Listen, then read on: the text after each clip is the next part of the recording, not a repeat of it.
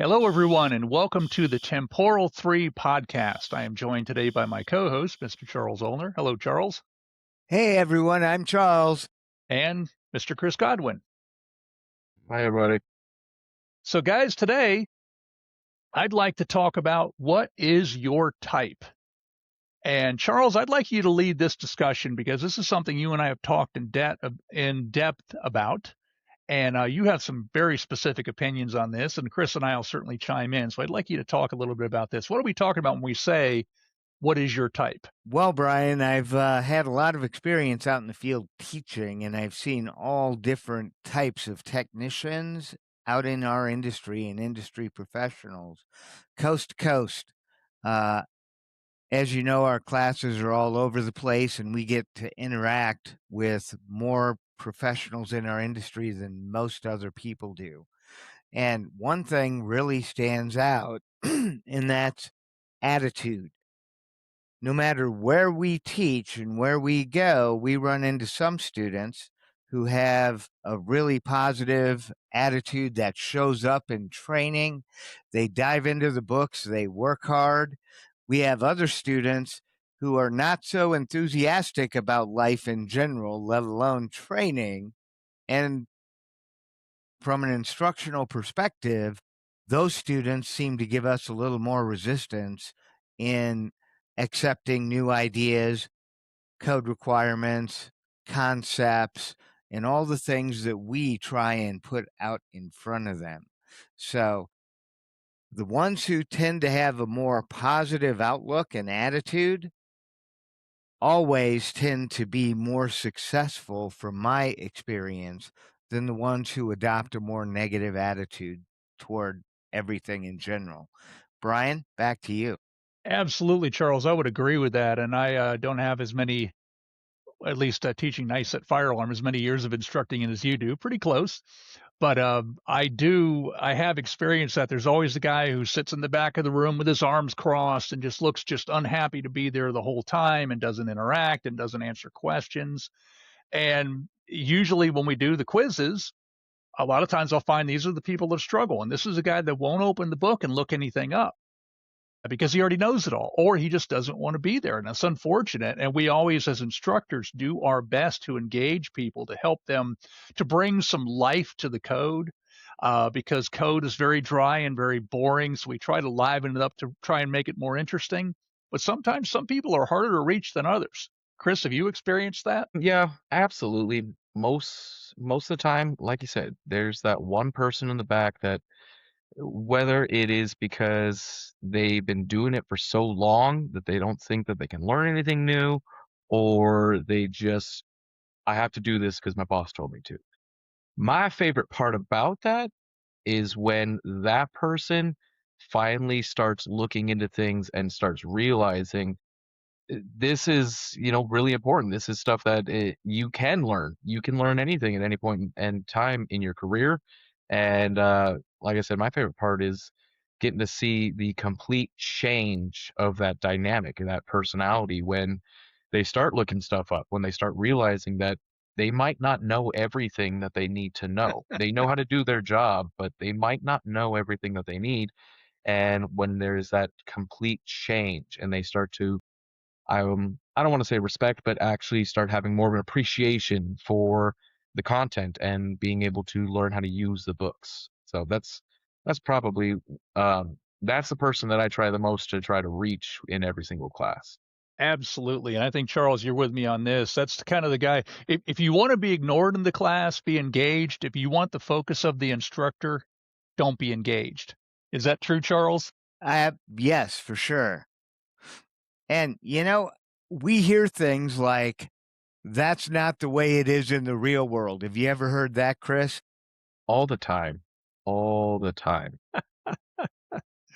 The And real world is going to be full of context. The real world is going to be full of a lot more than a lot of times what we're going over in a class.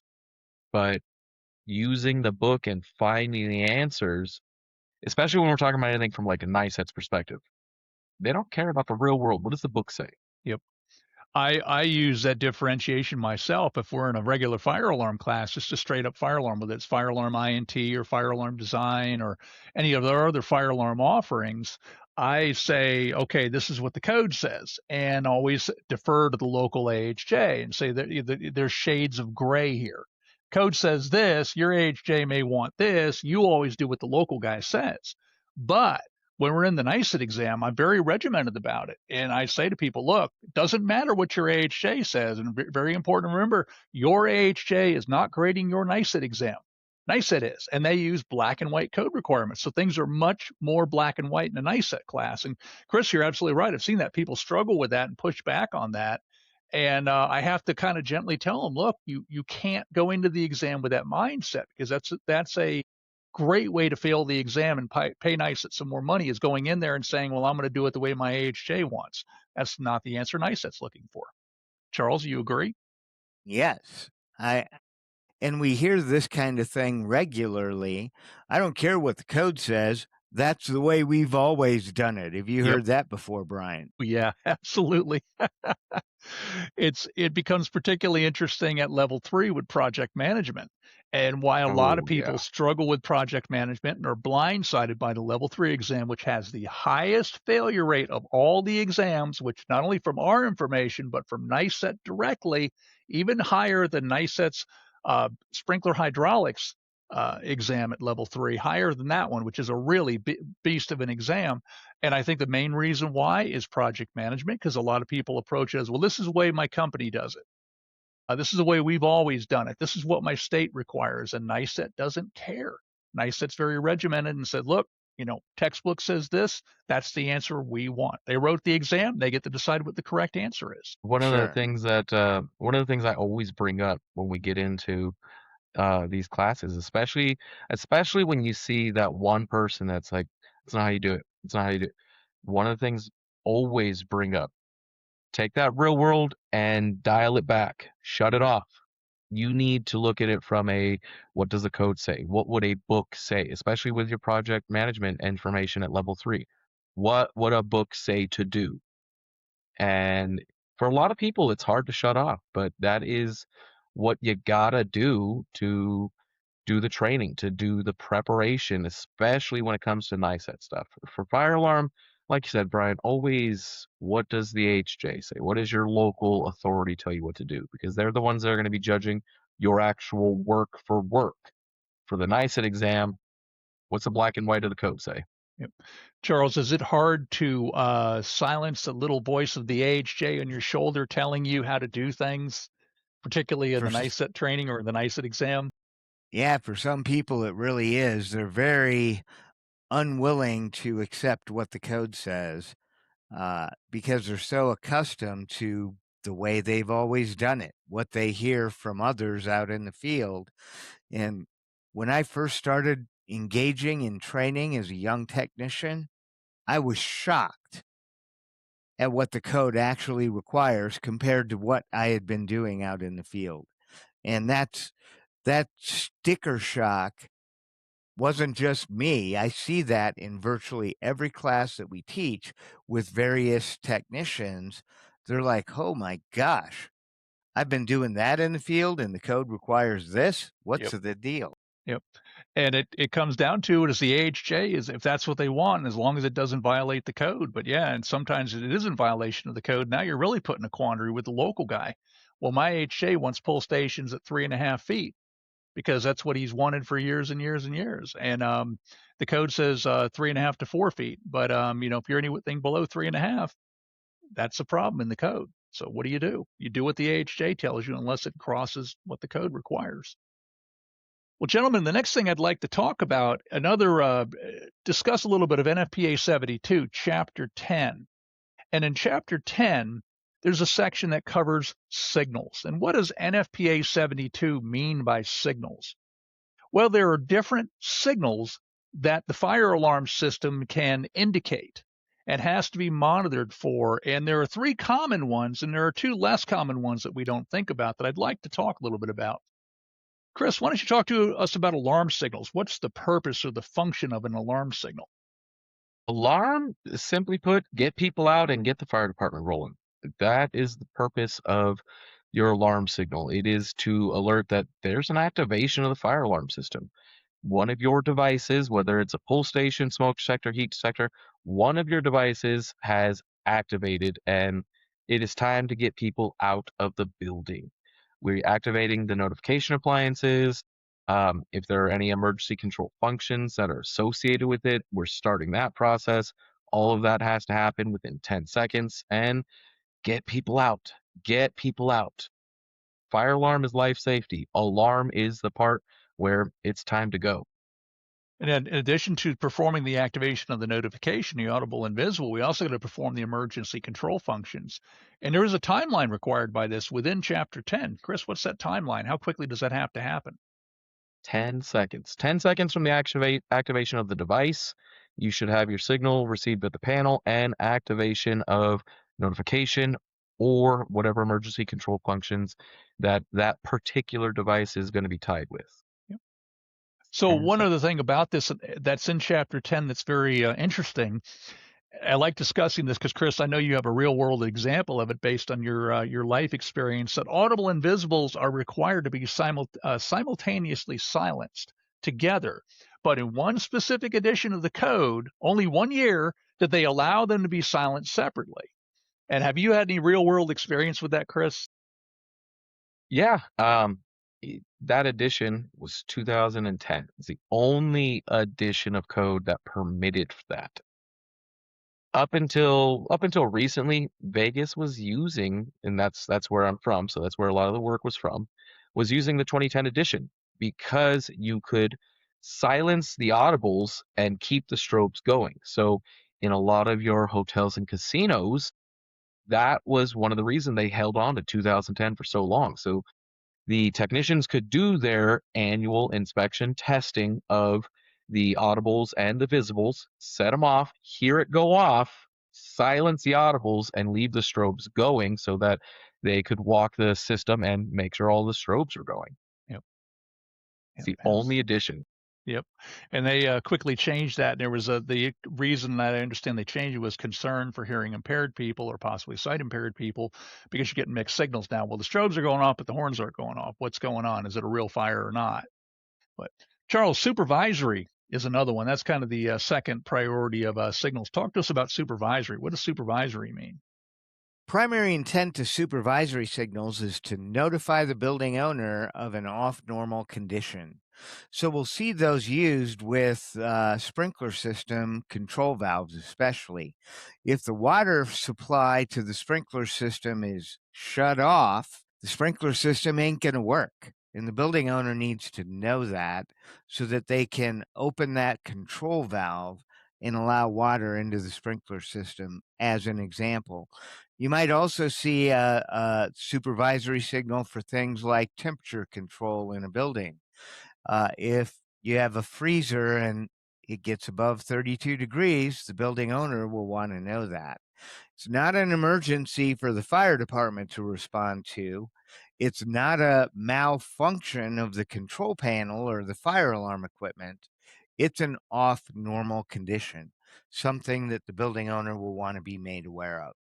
Is there a timeline also associated with that one as far as response time goes?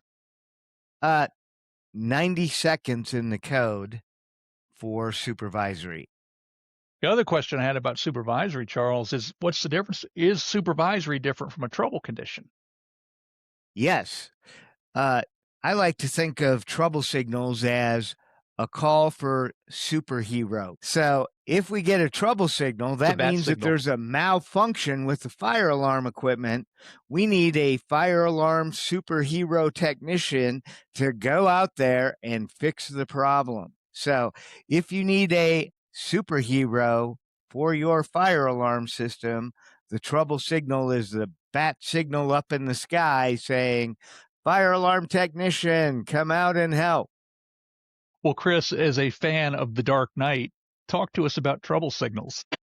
So trouble signal is just like Charles was saying. It's there to alert that there's something wrong with the fire alarm system. There's not an activation. It is something's wrong. you need to get a technician out here to address this. It's exactly for that. Your troubles are there to alert that there's a malfunction, could be device, wiring, could be one of your major pieces of equipment, components, ground fault, any of those things.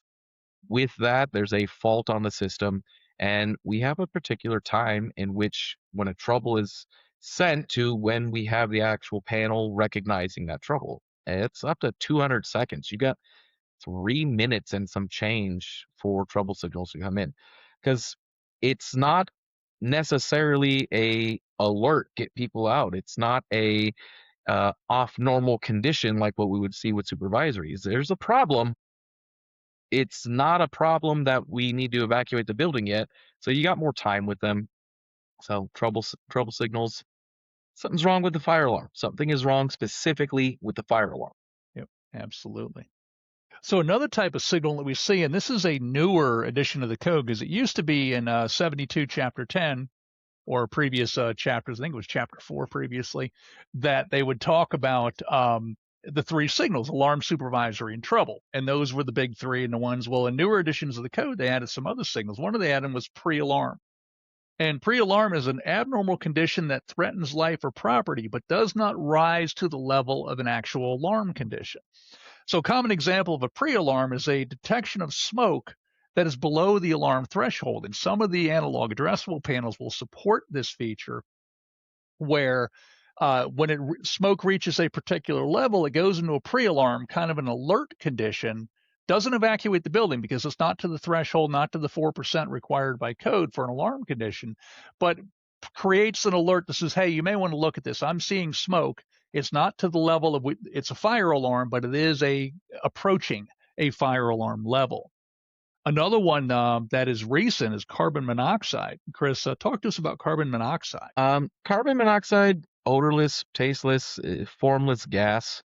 It's a byproduct of combustion.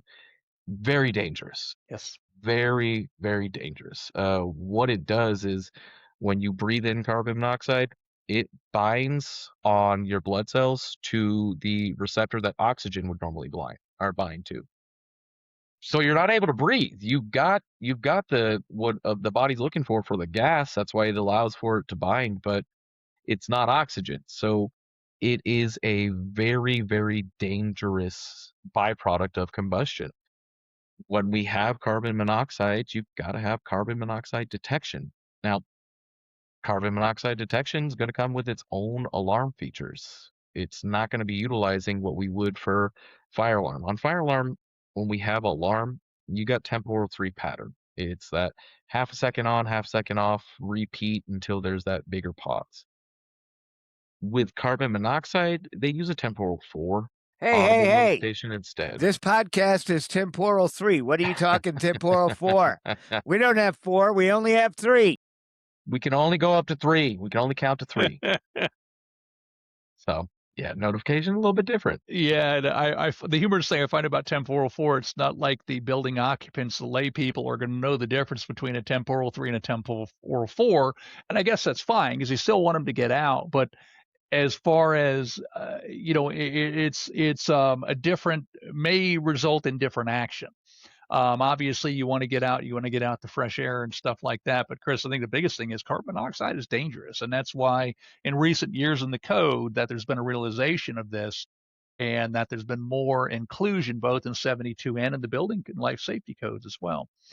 So Charles, these signals that we talked about all have a priority. What is the priority of signals? What is the number one signal, the most important signal on a fire alarm? Obviously, alarm is number 1. Is there a possibility with AHJ approval that another signal could be number 1? Yes. Yes, there is. With AHJ approval, ECS, Emergency Communication System signals, can be number 1 priority as well. Yep. And ECS, an example of that would be like a mass notification system, which we're starting to see more and more of. So with AHJ approval, as Charles said, the code says, yeah, fire alarm is number 1, but if the AHJ thinks mass notification or ECS is more important, and that comes down to, okay, is it more important for people to know the building's on fire or to know there's a tornado warning?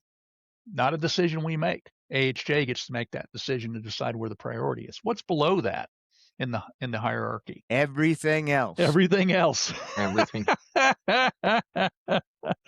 Sep- Basically, yeah. Yeah, it really is. And 72 does state a hierarchy of fire alarm ECS with a secondary. Actually put CO below that because again, it is a type of alarm signal, but a different type of alarm. And then pre-alarm, and then good old-fashioned supervisory and trouble. Supervisory, again, that off normal condition, trouble, that problem with the fire alarm. Way down at the bottom, we have holdup, which is allowed to have priority over supervisory or trouble, again, with AHJ approval. So with a combination system, Berg Fire, you may have holdup signals that with AHJ approval can actually be higher than supervisory and trouble.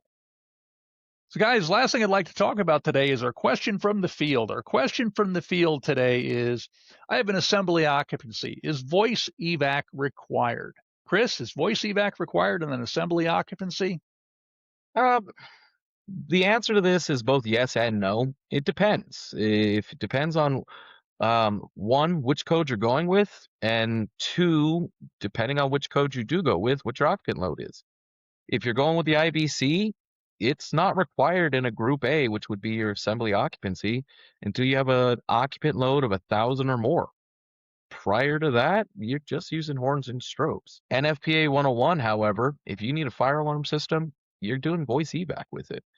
You're going to need the requirement of NFPA 101 is if you have an occupant load more than 300, you need to have voice evac and a fire alarm system for it. So yes, you do, but not all the time. Not all the time. It's a yes and no, dependent upon occupant load or which code book you're using. So you're saying the answer to this question, Chris, is it depends. The answer to the question is, what's my context? What's the Yeah, context behind it? exactly. So Charles, if I'm a fire alarm technician or fire alarm designer, excuse me, and I'm designing that fire alarm for the assembly occupancy, how would I know whether how would I know whether to use IBC or NFPA 101? Who could tell me the answer to that question? First, you could find it in the state code. Each state or jurisdiction adopts one or the other or both. Some adopt both, and it may be by project as well. So you may have Veterans Administration Hospital that says we're following NFPA 101 guidelines, regardless of what your local jurisdiction might require. Generally, you look to the AHJ. That could be the local fire marshal. On a federal project, it may be some other designated individual to find the answer of which guidance, which code we're following. Absolutely. We got to ask that question. We are not in a position to make that determination ourselves. We always ask for guidance, hopefully get it in writing. If it's unclear, but I agree with you, Charles. And you navigate the state documents, and ultimately you talk to the local guy and say, all right, what are we doing here?